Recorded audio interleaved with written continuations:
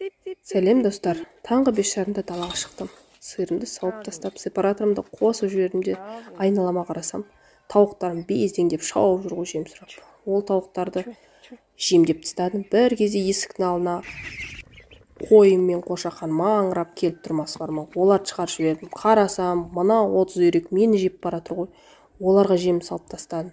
Ойбай, міне қарасам, сүтке тоймай қалған қайбір гауһар молырақ сүт қалдырады. Қақтап сауып алғасын, оларға да жем беру керек. Бұзауларым тұр аңырап, оларға жарты шелек көрпені салып тастадым. Ал ас болсын, жей беріңіздер деп қоям ғой еще. Сонымен не керек? Енді былай қарасам, мына 25 қаз безілдеп жүр ғой, ауланы айналып, жем қайда, бізге жем қайда. Арасында жүгіріп барып сепараторға сүтті құйып келем ғой.